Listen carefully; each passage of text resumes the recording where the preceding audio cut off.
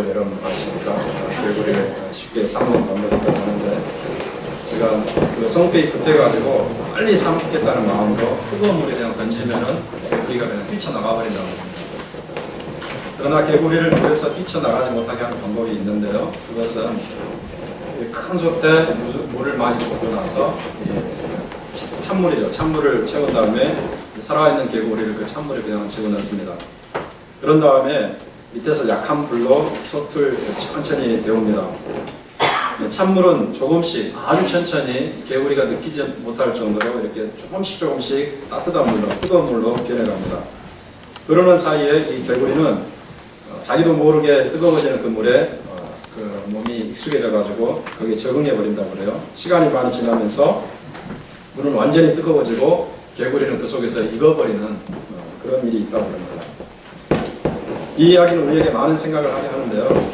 우리가 어떤 환경에 너무나 익숙해져 버리면 비록 그 환경이 우리에게 해롭다 할지라도, 우리에게 위험하다 할지라도 그 환경에서 빠져나오지 못하고 그 환경 속에 빠져서 우리 마음과 판단력이 무감각해지고 영적으로 죽어버릴 수도 있음을 우리에게 교훈합니다. 개구리가 천천히 뜨거워지는 물 속에서 죽어가는 것은 우리 생활에서도 그 유비를 발견할 수 있는데, 여러분 이 장면을 한번 생각해 보시기 바랍니다. 여러분들이 만약에 그 고속도로에서 운전을 하고 있다, 이 부분을 한번 생각해 보세요.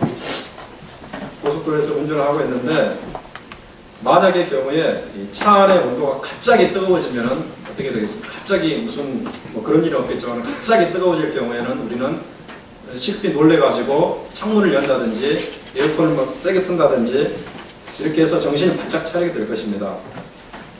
그렇지만 그렇게 되지 않고 만약에 그 차 안의 온도가 우리가 느끼지 못할 정도로 아주 천천히, 우리가 전혀 감지하지 못할 정도로 아주 천천히 조금씩 올라가서 졸기에 아주 적당한 온도가 될 경우를 한번 생각해 보시기 바랍니다. 우리는 창문을 급하게 연다든지 에어컨을 갑자기 끈다든지 그런 생각할 겨를도 없이 그냥 적응이 되는 그 온도에 우리가 눈이 감기고 졸음 운전을 할 수도 있습니다. 이렇게 해서 졸음 운전을 하다가 사고가 나는 경우도 있겠죠. 사람은 자기가 처한 환경에 고통스러운 가시가 많을 때에는 빨리 그 발을 빼게 됩니다. 너무 발이 따갑기 때문에 빨리 발을 빼게 되어 있습니다. 그래서 새로운 환경으로, 좋은 환경으로 옮겨가게 되어 있습니다. 그렇지만 아무런 문제도 없이 모든 것이 다 평온하다, 다 편안하다, 그렇게 되면은 그 편안한 환경에 안일하게 주저앉아 버리게 됩니다. 물론 그 환경이 우리에게 유익이 되는 환경이라면 이것은 별로 문제가 되지 않겠죠. 그렇지만은 정반대로 편안하긴 하지만 우리에게 평온함을 주지만 우리에게 해로운 환경이라면 이야기가 달라지겠죠. 우리를 위태롭게 하는 환경이라면 말이 달라지겠죠.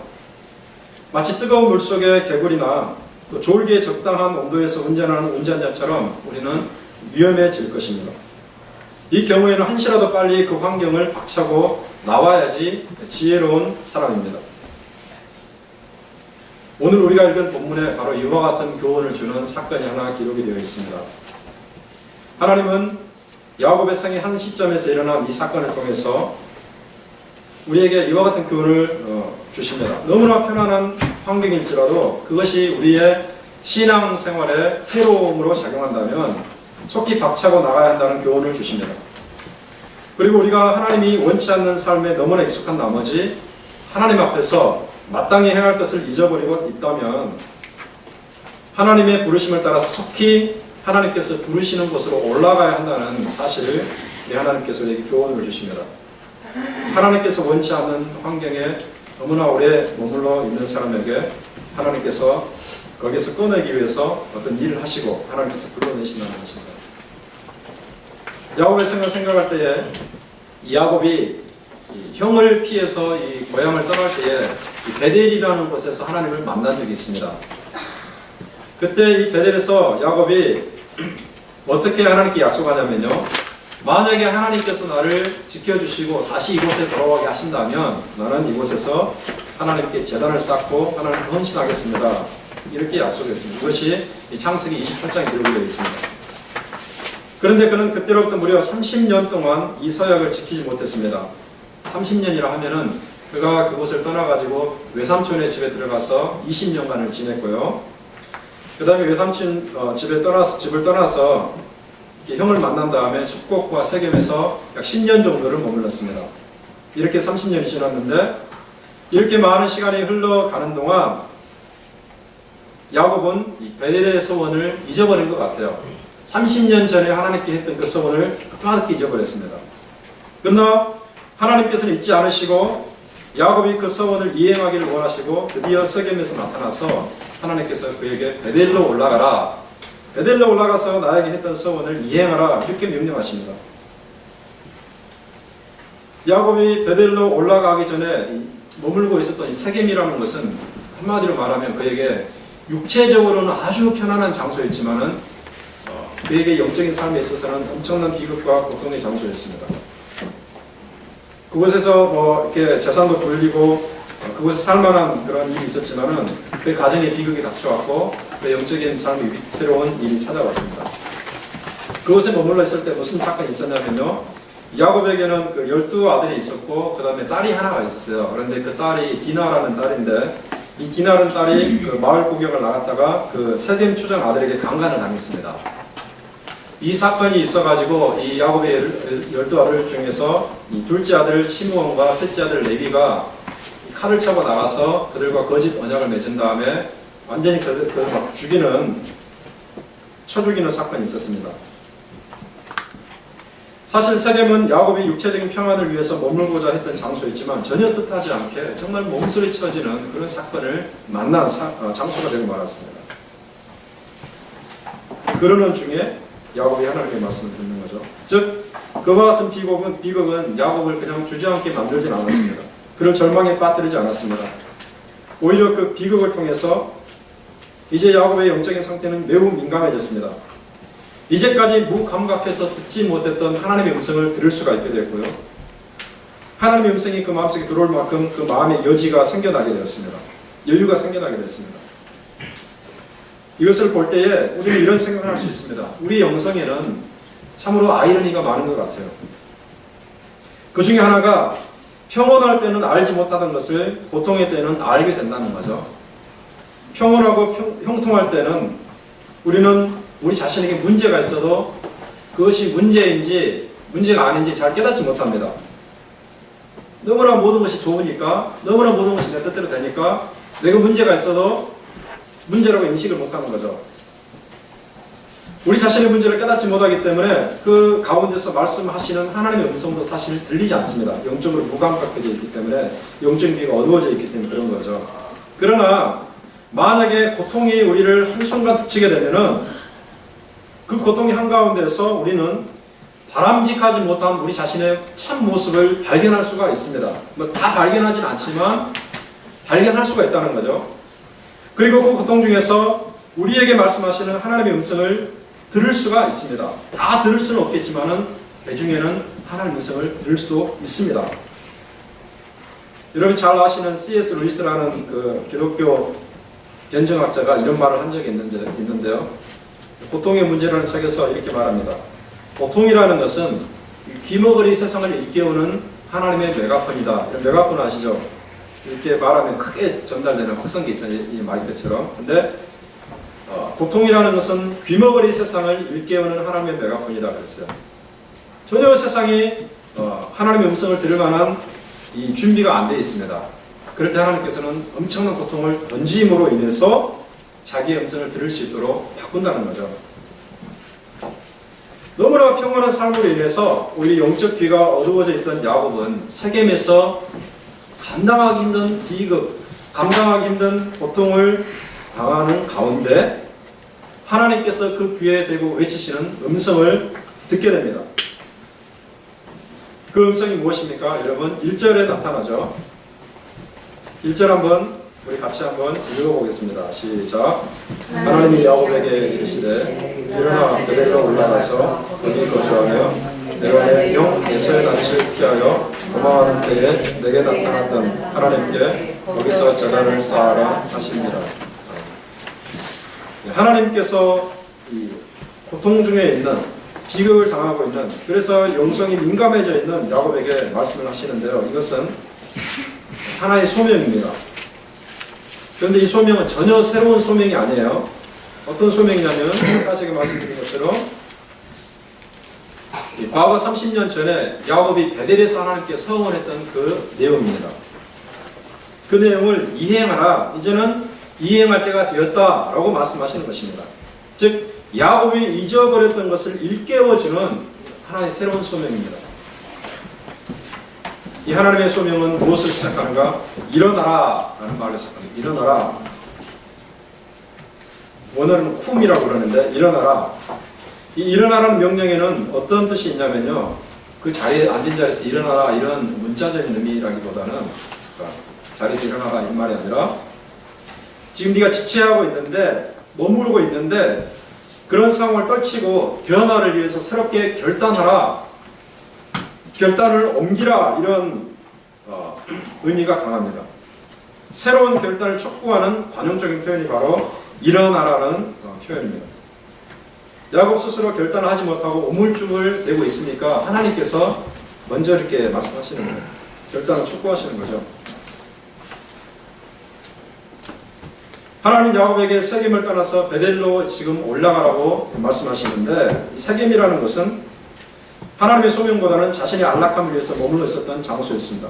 그곳에서 농사를 짓고 편안하게 살면서 과거에 하나님께서 주셨던 소명을 까마득히 잊어버리고 자기가 하나님께 했던 헌신의 서약을 까마득히 잊어버리고 있었습니다. 육체는 편안하지만 하나님의 뜻을 전혀 이룰 수 없기에 하나님께서는 참다 못해서 그에게 나타나서 세겜을 떠나가라, 그리고 베델로 올라가라 이렇게 명령하신 것입니다. 하나님께서 야곱에게 떠나라고 하셨던 세겜이 있는 것처럼 우리에게도 떠나라고 하는 세겜이 있을 것입니다. 그것은 사람마다 다르겠죠. 우리의 처한 형편과 환경과 상황에 따라 달라질 것입니다. 여러분에게는 세겜이 어떤 것입니까? 지금까지 육신의 안일함을 위해서 태평하게 머물러 있었던 그런 세겜은 어떤 것인가? 우리가 곰곰이 생각해 볼 필요가 있을 것 같아요. 이것은 일반적으로 말하자면 하나님께서 기뻐하지 않는 세속적인 삶을 지칭합니다. 세상과 적당히 타협하면서 하나님께 헌신하기를 주저하는 삶을 지칭합니다. 하나님께 서약했던 서원을 이행하지 않고 자신의 욕심만을 채우는 삶을 지칭합니다. 세겜이라는 곳이 그런 곳입니다. 그 결과 골치 아픈 문제들이 계속적으로 발생하죠. 야곱에게 디나가 자기 딸이 강간을 당하고 또 두 아들들이 세겜의 사람들을 죽이는 이 엄청난 비극을 당했던 것처럼 우리가 세겜을 떠나지 않는 결과 우리에게도 많은 문제들이 발생할 수가 있습니다. 바로 이러한 삶에서 우리는 자리를 박차고 일어나야 합니다. 과감한 결단을 하고 베델로 올라가야 됩니다. 신앙이라는 것은요, 끊임없는 결단의 연속인 것 같아요. 성경을 보면 하나님께서 우리의 결단을 촉구하는 내용들이 무수하게 많이 나옵니다. 우리가 결단하지 못하고 우물쭈물하고 주저앉아 있을 때에 하나님께서 우리를 하여금 마음을 바꾸게 하기 위해서라도 어려움을 보내는 때가 있습니다. 우리가 그런 어려움을 만나는 가운데 결단하고 하나님의 뜻을 쫓아야 됩니다. 하나님 앞으로 나가야 됩니다. 처음 하나님을 만날 때 품었던 거룩한 열정을 다시 되찾을 필요가 있어요. 하나님께서는 야곱에게 과거 30년 전 자신에게 서원을 했던 야곱의 서원을 상기시키면서 야곱에게 베델로 올라가서 단을 쌓아라 이렇게 말합니다. 단을 쌓아라. 이 단을 쌓아라는 말은 무슨 말인가? 구약적인 표현인데요. 예배를 드리라는 말이에요. 단을 쌓아라는 것은 돌단을 쌓아가지고 거기에 첫째 양을 올려가지고 불을 태우면서 이렇게 제사를 드리라 이 말인데, 우리 식으로 표현하면 예배를 드리라 이렇게 말하는 것입니다. 야곱은 이 말씀을 듣고서 즉시 순종을 하죠. 순종해서 베델로 올라가는데 이 사실이 이 본문 2절부터 5절 사이에 잘 기록이 되어 있습니다. 7절까지. 그런데 우리가 여기 한 가지 흥미롭게 발견할 수 있는 사실이 있습니다. 야곱이 그냥 있는 모습 그대로 올라갔는가? 그렇지 않다는 거죠. 야곱이 베델로 올라가기 전에 성결 처리했던 문제가 있었습니다. 그것이 무엇인가? 여러분 2절 말씀 보시기 바랍니다. 본문 한번 보시기 바랍니다. 야곱이 베델로 올라가기 전에 우선적으로 처리해야 했던 일이 있는데 그것이 2절에 있는데 2절 한번 같이 읽어보겠습니다. 시작. 야곱이 이에 자기 집안 사람과 자기와 함께한 모든 자에게 이르되 너희 중에 있는 이방 신상들을 버리고 자신을 정결하게 하고 너희의 율법을 바꾸어 입으라. 아멘. 세 가지 내용을 그 가족들과 자기 하속들에게 말을 하는데요. 첫째는 이방 신상들을 버려라. 자신을 정결케 하라. 의복을 바꾸라. 이 세 가지의 내용은 회개를 포함하는 상징적인 행동입니다. 베델로 올라가기 전에 먼저 죄악을 버리고 회개해야 된다는 것을 말하는 거죠. 너무나 오랫동안 머물러 있어서 그곳에 익숙해져 있는 가운데 죄악이 그냥 자기들의 생활의 습관이 됐습니다. 자기들 생활의 일부가 되었습니다. 만약에 그 모습 그대로 베델로 올라가게 된다면 즉 이방 신상들을 가지고 또 의복을 바꾸지 않고 자신을 정결하게 하지 않은 가운데서 그냥 이 베델로 올라간다면 이 베델에서도 그들은 옛 습관 그대로 죄악된 문화를 유지할 것이 분명합니다. 또한 베델에서 거룩한 하나님께 예배 드려야 하기 때문에 야곱은 모든 것을 버리라고 얘기를 하고 지금 이 가족들이 이것을 따르고 있는 것을 우리가 볼 수 있습니다. 이 사람들이 야곱의 명령을 따라서 먼저 무엇을 했습니까? 이방 신상을 버렸는데 이 4절에 보면은 이 이방 신상들을 조금 더 구체적으로 얘기를 하는데요. 그곳에 그 이방 신상들이 뭐가 포함되냐면은 귀고리들이 포함되어 있습니다.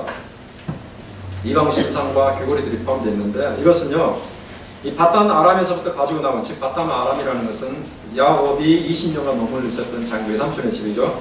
외삼촌의 집에서부터 가지고 나온 데라빔을 비롯해서 이 세겜성에서 약탈했던 각종 우상들입니다. 또 귀고리들을 우리가 보면은요, 오늘날은 그냥 우리가 귀고리 차잖아요. 근데 가치가 없습니다. 가치 중립적입니다. 이것이 우리에게 영적으로 이롭든 해롭든 그런 게 아니고 가치 중립적인 것인데 그 당시에는요, 이 귀고리들이 그냥 그런 것이 아니었습니다. 이방 신상들과 굉장히 유사한 성격을 가지고 있었는데 이 고고학적인 발굴을 통해서 드러났습니다. 당시 가나안 땅에 사용되었던 귀고리들은 어떤 형태로 되어 있었냐면요, 초승달 모양으로 되어 있었습니다. 초승달 하면 여러분 많이 생각나는 게 있을 것입니다. 요즘에 그 만국기들을 보면은 주로 어디 동네에 초승달이 많이 있는 줄 아십니까? 네? 공산권이라기보다는 이슬람권에 많이 있습니다. 중동, 네. 중앙아시아 쪽에 보면은 이 초승달 모양의 그 국기가 많이 있는데요. 초승달은 옛날에 달신을 숭배하는 그 상징이었습니다. 달신이라고 있었는데 달신을 숭배하는 상징, 이 기독교의 상징이 십자가인 것처럼 그 당시에 달신을 숭배하는 가장 중요한 상징이 이 초승달이었는데 이 귀고리들이 초승달로 되어 있었고 그 모양이 초승달로 되지 않은 것들도 그 표면에는 초승달 이게 문양이 새겨져 있었다고 합니다. 그러니까 결국 이 귀고리들은 이방 신상과 유사한 기능을 하는 것입니다. 우상인 거죠. 자, 이런 것들을 야곱의 명령을 따라서 야곱의 식구들은 상수리 나무, 세겜 근처에 있는 상수리 나무에 완전히 묻었습니다. 죄악을 범하도록 공기를 부여하는 모든 것들을 다 묻었다는 사실을 말하는 것입니다. 베델에 올라가서 그곳에서 묻은 것이 아니라 베델에까지 가지고 가서 묻은 것이 아니라 베델에 올라가기 전에 세겜에서 묻었다는 것이 중요합니다. 죄악된 것들을 거룩한 곳에 가져갈 수 없기 때문에 그런 거죠. 거룩한 곳으로 갈 때에는 죄악된 것들이 있어서는 안 됩니다. 다 떨어버리고 세겜에서 다 묻어버려야 됩니다. 만약에 그런 것들을 베델에 가지고 가서 거기에서 묻겠다라고 생각한다면 다시 그것들을 사용할 유혹이 생겨날 수가 있습니다. 그러니까 아예 미리서 유혹거리들을 차단해버리는 차원에서 세겜에서 묻은 거죠. 그러면 이제 더 이상 이교 우상 문화가 야곱의 가족을 붙잡을 수가 없게 되었습니다. 이러한 과감한 행동은 사도 바울이 선교하던 에베소에서 있었던 사건과 유사한데요. 우리가 사도행전 19장 19절에 보면은 이런 내용의 기사가 기록이 되어 있습니다. 또 마술을 행하던 많은 사람이 그 책을 모아 가지고 와서 모든 사람 앞에서 불사르니 그 책값을 계산한 즉 은 5만이나 되더라. 무슨 말이냐면요, 바울이 여러 지역에서 복음을 전했잖아요. 근데 그 중에 에베소라는 장소에서 이 복음을 전했습니다. 이 복음이 사람들에게 효력이 있어가지고 많은 사람들이 회개하고 예수를 믿게 됐는데 그 중에 누가 포함되냐면요, 마술사들, 이 마술을 행하는 사람들이 복음을 듣고 회개하게 됐습니다. 이 마술사들은 아주 그 영적으로 악한 사람들입니다. 그런데 이 마술사들이 회개하고 예수님을 영접한 결과 그들의 삶이 어떻게 바뀌었냐면은 지금 우리가 읽은 이 말씀처럼 자기들의 집에 있었던 책을 모아가지고 광정에 와가지고 다 쌓아놓고 그냥 불살라 버렸어요. 아, 이게 무슨 큰 사건이 되겠는가라고 생각할 수 있겠지만요, 정말 큰 사건입니다. 왜 그러냐면요, 오늘날에는 우리가 그냥 책을 흔하게 쉽게 구할 수 있잖아요. 그런데 그 당시에는 책을 그렇게 흔하게 구할 수가 없었습니다. 성경도 너무 비싸가지고 한 사람이 가질 수가 없었고 회당에서 하나씩 이렇게 소유하고 있을 정도로 그렇게 책이 귀하고 비싼 것이었는데, 이 사람들이 마술을 행하던 사람들이 읽고 있었던 책을 다 모아가지고 와서 광장에 불사를 버렸는데 이 은의 그 가치를 여기서 기록해 놓고 있습니다. 이 사람 즉 은 5만이나 되더라. 이것을 현대 가치로 따지면 얼마 정도 되냐면요, 대략적으로 약 400만 불 정도 됩니다. 그러니까 약 400만 불 정도 되는 그 가치가 되는 책을 모아가지고 불살라 버렸다는 거죠. 그러니까 이 마술사들이 얼마나 커다란 결단을 했는지 우리가 알 수 있습니다. 이 책이 어떤 것입니까? 자기들이 세상에서 마술사들로 성공할 수 있도록 이끌어준 책이에요. 그리고 재산으로 따지면 엄청나게 비싼 것입니다. 그런데 이렇게 자신의 생명이나 다름없는 것들을 다 불태워 버렸다는 거죠. 왜 그렇습니까? 복음을 듣고 보니까, 예수님을 알고 보니까 그것이 자기들의 신앙생활의 발목을 잡는다는 것을 알았어요. 만약에 계속해서 그것을 가지고 있을 경우에 예수를 믿었지만 다시 과거로 돌아갈 것이 두려웠습니다. 다시 죄악된 문화 속에 빠져들어갈 것이 두려웠어요. 자신의 마음속에 다시 하나님의 말씀이 사라질 것을 두려워했습니다. 그래서 불태워버린 것입니다. 하나님의 구원이 얼마나 귀한 것인가 아니까 이 책이 헛된 것임을 깨달은 거죠. 그래서 더 이상 소유하고 있을 이유가 없어진 것입니다. 이와 마찬가지로 야곱의 가족들이 행한 일이 바로 그런 것입니다. 여러분, 이방 신상들과 귀고리들과 이런 것들은 우리가 돈가치로 따지면 상당히 비싼 것들입니다. 그리고 그 당시 사람들에게는 정말 소중한 것들입니다. 그런데 그것을 묻어버렸다는 것이 우리에게 엄청난 결단의 행위가 있었다는 것을 우리에게 말해주는 것입니다. 여러분의 삶을 한번 점검해 보시기 바랍니다. 혹시 하나님의 사람으로서 거룩하고 의롭게 되는 것이 마땅한데 이것을 가로막는 죄악된 것들이 혹시 여러분의 삶을 중간에 끼어서 여러분의 삶을 가로막지는 않습니까? 하나님이 여러분의 삶의 중심이 되는 것을 방해하는 것들이 혹시는 있지는 않는지, 하나님께서 우리의 삶의 중심이 되어야 되는데 이것을 가로막는 것이 혹시 우리에게 있지는 않는지 생각해 봐야 됩니다. 만약에 그것이 있다면 그것이 무엇이든지 그것을 불태워버리고 땅에 묻어버리고 제거하는 것이 마땅합니다. 제거하지 않고 적당히 소유한다면 또다시 그런 죄악된 문화에 우리가 걸려 넘어질 가능성이 다분합니다. 죄악을 철저히 제거함으로써 온전하게 성결해져야지 우리가 완전히 거룩하신 하나님을 예배할 수가 있는 거예요. 왜냐하면 하나님께서는 거룩하시되 완전히 거룩하신 분이기 때문입니다. 완전히 거룩하신 하나님께 우리가 온전한 모습으로 예배하기 위해서는 우리 안에 있는 죄악을 떨어버리는 일이 성결 조건입니다. 이와 같은 은혜가 저와 여러분에게 있기를 주님의 이름으로 축원합니다. 두 번째로 이 사람들은, 즉 야곱의 가족 사람들은 야곱의 명령을 따라서 자신을 정결하게 했습니다. 이것은 두 가지 의미를 포함할 수 있는데요. 물로 자신을 깨끗이 씻었다는 말이 될 수도 있고 그냥 영적으로 이 마음과 삶을 성결하게 했다는 의미로 될 수 있습니다. 어떤 쪽이 되었든지 이것은 중요한 것은 우상을 버린 일과 관계가 되어 있어요. 우상을 버림으로써 이들 스스로가 정결하게 되었습니다. 영적으로 새롭게 갱신함으로써 내가 거룩하신 하나님을 배워야겠다라는 마음을 가지고 자신을 정결하게 한 거죠. 세 번째로 이 사람들은 어떤 행동을 하냐면은 야곱의 명령을 따라서 의복을 바꿔 입는 일을 합니다. 이게 좀 우리에게 생소한 내용인데요. 옛날 그 시대에 옛날 옷을 벗고서 새로운 옷을 입는다는 것을 뭘 상징하냐면요, 옛 상품 상태를 뒤로하고 전혀 새로운 상태로 들어가는 것을 말합니다. 옛 상태를 이제는 뒤로하고 새로운 상태로 들어가겠다라는 결단을 말합니다. 또는 걸어가신 하나님 면전 앞으로 갈 때 성결한 몸으로 가겠다는 것을 상징적으로 표현하는 것이 옷을 갈아입는 것으로 나타났습니다.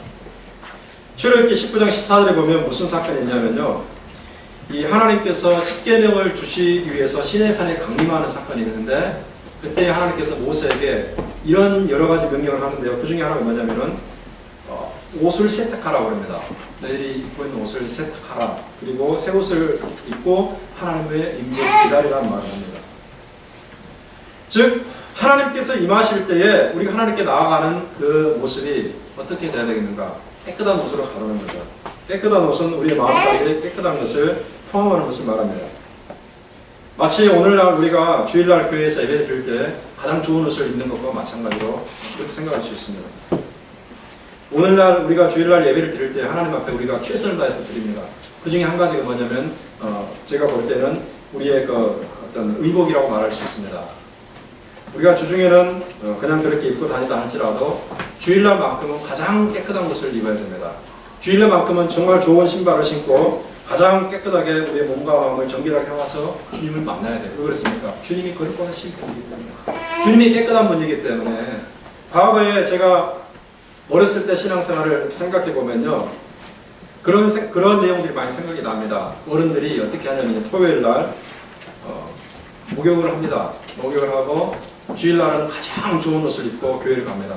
그런데 오늘날 제가 이렇게 시간이 많이 지나면서 비교해 보니까 오늘날에는 많이 그런 것 같지 않아요. 그냥 주일날도 그냥 이렇게 허드레 옷을 입고 이렇게 오는 사람도 있는데, 물론 편하니까 좋지만요, 그러나 우리가 한 가지 생각을 해야 될 것이 있습니다.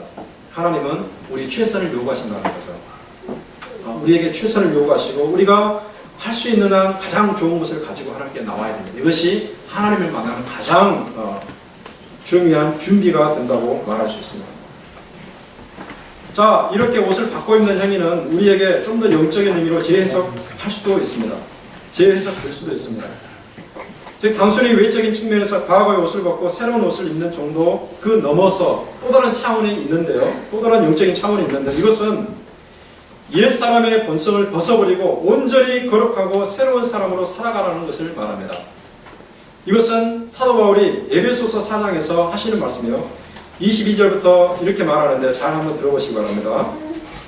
너희는 유혹의 욕심을 따라 썩어져가는 구습을 쫓는 옛사람을 벗어버리고 오직 심령으로 새롭게 되어 하나님을 따라 의와 진리의 거룩함으로 지으심을 받은 새 사람을 입으라. 여기에 보면은 옷을 벗고 옷을 입는 그런 표현을 씁니다. 그런데 벗고 입는 것이 옷이 아니라 옛사람과 새사람으로 바뀌어 있습니다. 옛사람을 벗어버리고 새사람을 입으라, 이렇게 말하는, 옛사람을 벗어버리고 새사람을 입으라.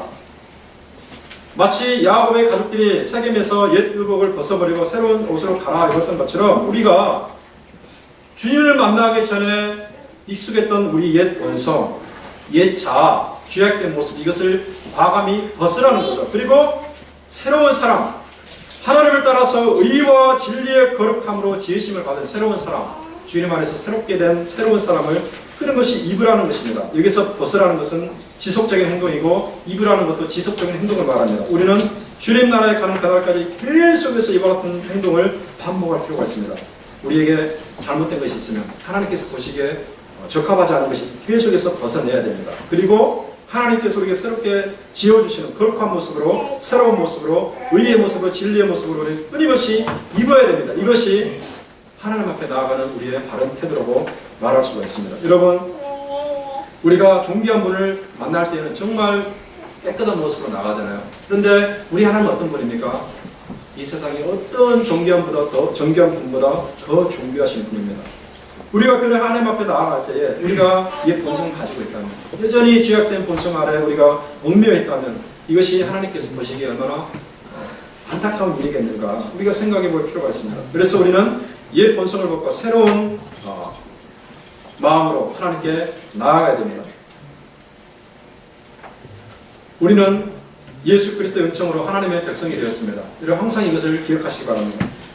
각종 죄악으로 하나님 앞에 형벌을 피할 수가 없었죠. 우리가 왜 죄인이라고 그럽니까? 자꾸 말하지만은요, 우리는요, 마음으로 다른 사람을 시기하기만 해도 죄인입니다. 마음으로 다른 사람을 미워하기만 해도 죄인입니다. 다른 사람을 없인 여기기만 해도 죄이고, 거짓말하기만 해도 죄이고, 다른 사람을 미워하고 용서하지 않는 것도 죄이고, 모든 것이 다 죄라고 성경은 말합니다. 우리가 뭐 살인죄를 저지르지 않아도 다른 사람을 향해서 분노하거나 미워하기만 해도 죄가 되는 것입니다. 이렇게 죄로 인해서 우리는 형벌을 피할 수가 없는데, 하나님의 영원한 진노를 당할 수밖에 없는데, 죄가 전혀 없는 예수님께서 우리 죄를 대신해서 십자가에서 죽으시고 우리에게 죄 사함의 은혜를 허락하시고 영원한 생명을 주셨습니다. 이 사실을 믿는다면, 그리고 예수님을 주님으로 받아들인다면 우리는 이제 하나님의 백성이 되는 것이에요. 하나님의 자녀가 되는 것이에요. 그러므로 이제 우리는 더 이상 과거의 죄의 자리에 머물러 있지 않는 존재가 되었습니다. 죄와 하나님 사이의 중간지대에 머물러 있는 것이 아니에요. 죄가 있고 하나님이 있는데 이 중간지대에 머물러 있는 것도 아니고 죄악에 머물러 있는 것도 아니고, 우리는 완전히 하나님께로 치우친 자가 되었어요. 죄로부터 방향을 완전히 돌려가지고 매일매일 하나님 앞에 나아가는 존재로 변화되었습니다. 예배를 통해서, 기도를 통해서, 성령의 감동과 감동의 반응함을 통해서, 그리고 하나님의 말씀에 순종함을 통해서, 거룩함을 갈망하는 삶을 통해서 우리는 하나님 앞으로 매일매일 한 걸음씩 가까이 나아가는 존재가 되었습니다. 그러므로 결론적으로 우리는 어떻게 해야 됩니까? 하나님께서 원하시지 않는 것은 다 버려야 되는 거예요. 하나님과 가까이 있으니까, 하나님과 함께 있으니까, 거룩하신 하나님이 계신 것에 우리는 죄악을 같이 가지고 있을 수 없습니다. 여러분, 출애굽기 3장과 여호수아 5장에 보면은요, 동일한 말씀이 하나 기록이 됐는데, 하나님께서 그렇게 말씀하십니다. 네가 선 곳은 거룩한 것이니 신발을 벗으라는 말이 있어요. 모세에게 말씀하셨고 여호수아에게 말씀하셨거든요. 네가 선 곳은 거룩한 것이니 신발을 벗으라고 그랬습니다. 무슨 말입니까? 왜 그것이 거룩한 것이 되겠습니까? 하나님이 임재하셨거든요. 떨기나무 가운데 임재하셨습니다. 그리고 여리고성 앞에 임재하셨습니다. 거룩하신 하나님이 계신 곳이니까 그것이 거룩한 곳이 되는 것입니다. 그러므로 더러운 신발을 벗으라는 거죠. 하나님 앞에 거룩함을 지키라는 거죠. 우리는 하나님 앞에서 끊임없이 우리 자신을 새롭게 해야 됩니다. 이해자로 가득 찬 마음으로는 하나님을 섬길 수가 없어요, 여러분. 아무리 하나님을 잘 섬기고 싶어도 우리 마음속이 옛 자아로 가득 차 있다면, 죄악으로 가득 차 있다면 섬길 수가 없습니다. 자신의 욕심과 야망으로 가득 찬 마음을 우리가 털어버려야지 하나님 앞에 나아갈 수 있고 섬길 수가 있는 거예요. 자신의 욕심에 지배된 상태로는 하나님의 뜻을 행할 수가 없습니다. 자신의 옛 자아와 자기 중심성을 버리고 하나님께서 자유롭게 역사하시는 마음으로 심령이 새롭게 되어야지 우리 하나님을 섬길 수가 있고 하나님과 동행할 수가 있습니다. 하나님께서 원하시는 거룩한 열망을 우리가 품어야 됩니다.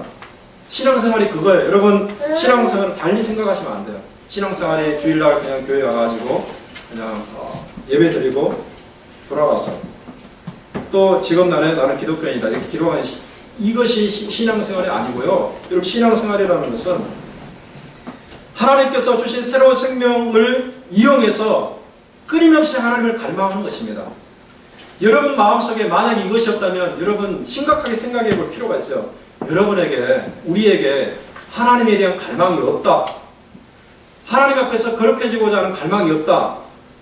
하나님 뜻대로 행하고 싶은 그런 마음이 없다. 그러면요, 우리는 종교적인 의식에는 행하고 있다 할지라도 우리는 정말 신앙인이 아니라고 말할 수 있습니다.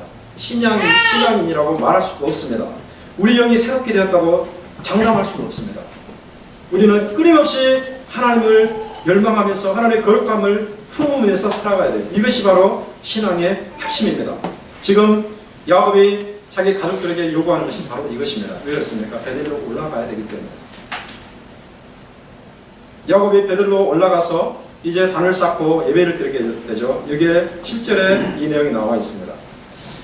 그가 거기서 제단을 쌓았다 이렇게 기록이 되어 있죠. 본문에 보니까 이것은 제단을 쌓았다는 것은 예배를 드렸다는 것을 말해요. 그 당시에는 뭐 이렇게 돌방을 쌓아가지고 양을 잡아가지고 제사를 드렸겠죠. 중요한 것은 이 사람이 예배를 드리면서 이곳 이름을 어떻게 부르냐면 7절 보시면 나오는 것처럼 엘베델이라 이렇게 부릅니다. 엘베델. 엘베델은 무슨 말이냐면요. 엘이라는 것은 하나님을 말하고요. 베델은 하나님의 집을 말합니다. 그러니까 엘 베델은 베델의 하나님. 그러니까 베델의 하나님.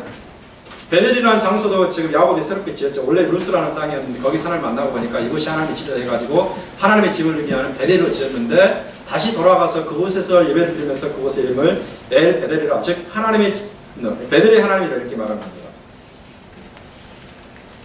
어디로 가든지 지켜주시겠다고 약속하신 그 하나님께서 지켜주셔서 베델로 올라오게 하셨습니다. 그러니까 야곱도 하나님께 자기의 서원을 이행하면서 그것을 엘 베델, 베델의 하나님이라 이렇게 말합니다. 이제는 평생 동안 야곱은 베델의 하나님을 부르면서 신앙생활을 할 것입니다. 자, 이렇게 베델에 올라와가지고 신앙의 서원을 갚은 야곱에게 하나님께서는 두 가지 복을 주시는데 이것만 우리가 살펴보고 말씀을 마치고자 합니다. 자, 두 가지 복을 주는 첫 번째 복은 뭐냐면요, 11절과 12절에 나타나 있는데 과거 언약을 그대로 이행하시겠다는 말입니다. 첫 번째 복은 아브라함과 이삭과 야곱에게 주신 언약이 있잖아요. 두 가지 언약이죠. 후손을 하늘의 별처럼 많게 하시고 그리고 이 가나안 땅을 기업으로 주겠다는, 자, 이 약속을 성취하겠다고 말씀하십니다. 또 다른 하나의 복은 뭐냐면 10절에 나와 있는데요, 야곱의 이름을 완전히 바꿔 부르는 것입니다. 어떻게 바꿔 부릅니까, 여러분? 야곱 이름을 어떻게 바꿔 부르십니까? 이스라엘로 바꿔 부르십니다. 그런데 조금 이상한 게 있어요. 여러분이 성경에 조금이라도 상식이 있는 분이라면 여기서 조금 약간 이상한 점을 발견하실 것입니다. 무엇입니까? 이 이스라엘이라는 이름은요, 이미 10년 전에 하나님께서 이미 야곱에게 주신 이름이었어요. 10년 전에 야곱이 새롭게 받았던 이름이었어요. 그런데 이 시점에서 다시 그 이름으로 부르겠다라고 말씀하시는 조금 이상한 거예요. 이 사건으로부터 우리가 10년으로 거슬러 올라가면 무슨 사건이 있냐면요, 야곱이 형을 만나기 전에 약복 나루를 건너는 사건이 있습니다. 약복 나루를 건너기 전에 밤중에 이 어떤 사람과 씨름을 하죠. 씨름해서 나중에 그 복을 달라고 기도할 때 그 사람이 야곱 이름을 이스라엘로 바꿔줍니다. 이스라엘로 바꿔주십니다. 자, 이것이 지금부터, 즉 다시 말하면 베델에 올라간 이 사건부터 뒤로 거슬러 10년 전에 있었던 일이에요. 그러니까 우리가 뭘 알 수 있습니까? 하나님이 야곱을 이스라엘로 부른 것은 이번이 처음이 아니라 10년 전의 일이라는 거죠. 그런데 10년이 지난 이 시점에서야 비로소 하나님께서 그 이름으로 부르시겠다 이렇게 말합니다. 그러니까 앞뒤가 맞지 않는 것처럼 보이는데 이것은 왜 그러한가? 이것입니다. 10년 전에 그 이름을 주셨지만 야곱이 그 이름에 합당한 삶을 살지 못하니까 하나님 그 이름으로 부르지 않으셨습니다. 이름은 주셨지만 그 이름에 합당한 삶을 살지 못하니까 그 이름으로 부르시지 않다가 이제 베델에 올라와서 성을 이행하니까, 즉 그 이름에 합당한 삶을 살아가니까 하나님이 다시 이제부터는 그 이름으로 부르시겠다 이렇게 말하는 겁니다.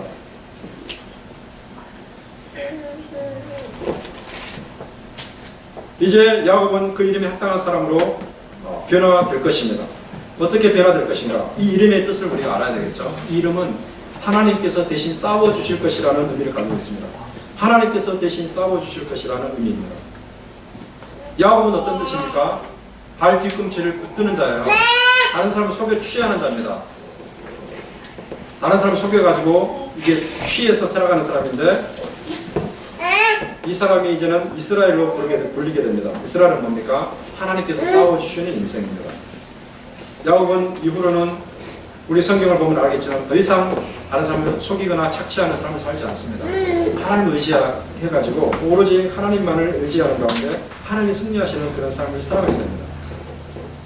즉, 이 사건 이후로 죽을 때까지, 그가 147세에 죽었는데 죽을 때까지 그 이름에, 즉 이스라엘의 이름에 합당한 삶을 살게 됩니다.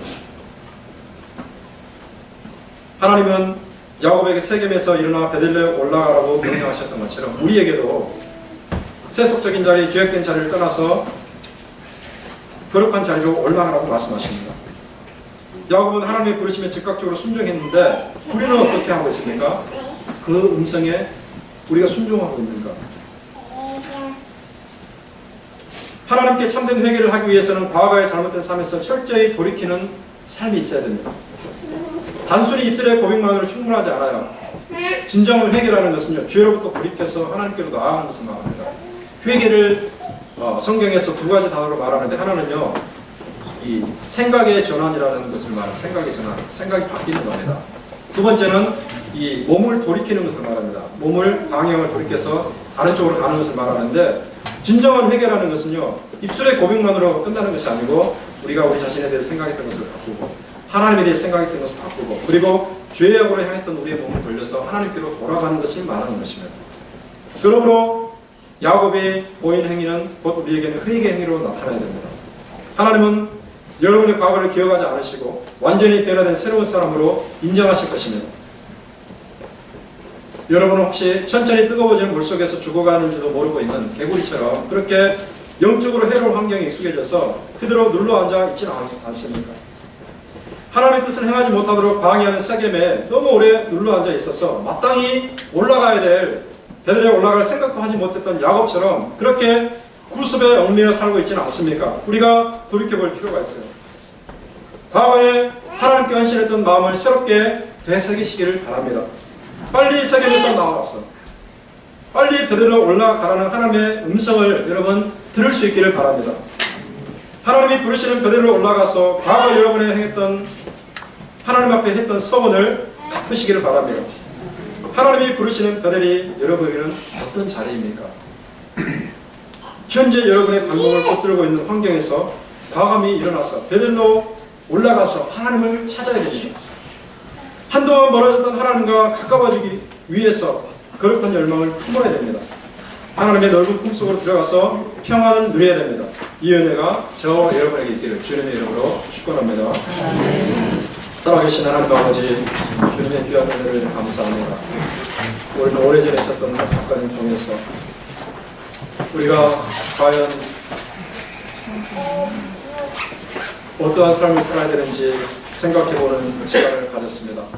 아버지 하나님, 우리가 너무나 오랫동안 익숙해져 있고 그러나 우리 몸에, 우리 영혼에, 우리의 삶에 해로운 그런 상황에서 아버지, 그것이 죄악인지도 모르고 그것이 악한 것인지도 모르고 살아왔다면 주님, 속히 우리를 일깨워 주시고 하나님의 음성을 듣게 하시고 베들로 올라갈 수 있는 과감한 결단을 할 수 있도록 도와주시옵소서. 아버지, 우리가 오랫동안 세겜에서 머물러 있기를 원치 않습니다. 오랫동안 익숙하지만 우리 영혼의 해로운 곳에 머물러 있기를 원치 않습니다. 하나님이 계신 곳, 하나님이 계신 그 자리에 나아가기를 소원합니다. 거룩한 열망을 품게 하시고 아버지 하나님, 죄악을 버리게 하시고 모든 순간순간을 하나님께로만 향할 수 있는 심령이 될 수 있도록 우리의 심령 자체를 변화시켜 주시옵소서. 하나님과 동행하는 삶이 되기를 간절히 원하며 베들로 올라가기를 간절히 소원하며 주 예수 그리스도 이름으로 감사하며 기도하옵나이다.